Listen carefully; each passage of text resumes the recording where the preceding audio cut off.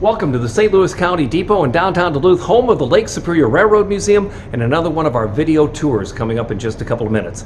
First of all, we want to thank everybody that contacted us to get an official Lake Superior Railroad Museum guide. These have been very, very popular, and they detail everything that's in the collection of the Lake Superior Railroad Museum. Even the items that you don't see every day are detailed here in this catalog, this official guide. It also has information on our North Shore Scenic Railroad, which we run in the summertime. A lot of people have been ordering these, and we thank you very much for that. We have more, so if you want one, they're only $15 plus $4 for shipping and handling. And we get them to you the same day that we get your order. To order yours, go to duluthtrains.com. That's duluthtrains.com. You can order the official guide for $15 and $4 in shipping and handling, and then you'll have a complete guide to the Lake Superior Railroad Museum, meaning when you come and visit us, you'll know more about what you're looking at. Well, these days we're all trying to think about happier and times that may have come and gone, and so I thought maybe a happy time to reflect upon would be Christmas, and I've got a Christmas story. It was late in December, and the days were getting shorter. The setting sun cast the shadows of the buildings in the downtown to cover the brightly lit streets and turning the whole urban landscape kind of gray. Jim is in his office doing what most guys do on the 24th of December, and that is trying to figure out what to get his wife for Christmas. And it's really not Jim's fault that he hasn't got his Christmas shopping done for his wife Mary yet. He actually had the idea months ago. It just hasn't worked out the way he wanted it to. You see, Jim is an amateur gemologist, and he likes to study rocks, a particular kind of rock actually, precious stones. It also doesn't help that Jim doesn't want to go to the store, and this is well before Amazon. So how does he correspond? By letter, with a jeweler that's actually just several blocks from his office.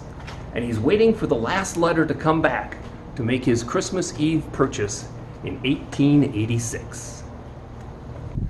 5 years earlier, in a remote area of the Himalaya Mountains, known as the Zanskar region in Kashmir, they had found a particularly wonderful deposit of blue aluminum oxide. Very rare, very precious. But the mine was starting to play out. The big stones were disappearing. And James wanted to make sure that his wife Mary got one of the last big ones. He was going to give it to her as an anniversary present, for next year, 1887, would be their 20th anniversary. And as the sapphire, the Kashmir sapphire, is a sign of royalty, it also means trust, and it also means loyalty. What could be a better, more appropriate anniversary gift for their 20th year together than a Kashmir sapphire, the most valuable sapphires in the entire world? Mary loves it, and Jim is very happy. She takes the big rock and has 8 tiny sapphires and diamonds placed around it into a necklace and wears it proudly her entire life.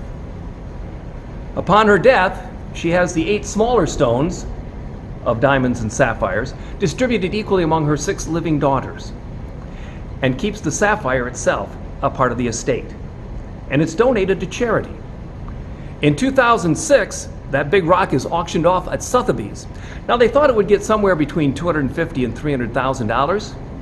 It goes for $3.06 million because of its brilliance and its provenance. And the provenance is what makes the story so interesting. How could Jim afford such an investment on Christmas of 1886? Well, the next year his grand adventure was going to reach Montana, and shortly after that, the Pacific Northwest. In 1889, he changes the name of the company to what we know it today, and he becomes the empire builder he is. With the money from the Great Northern, he's able to buy Mary this wonderful gift for Christmas. You see, James J. Hill had this old girl, but even though that engine was number 1 for the Great Northern, it wasn't number 1 in his heart. And James J. Hill showed that to Mary Hill on Christmas in 1886. And you see, once again, if you work it hard enough, it all comes back to the railroad. It all comes back to you doing what you have to do every single day, which is wash your hands as often as possible, cover your coughs, don't touch your face. Of course, if you're sick, you stay home. Otherwise, practice social distancing and do it every single day. Take care of each other.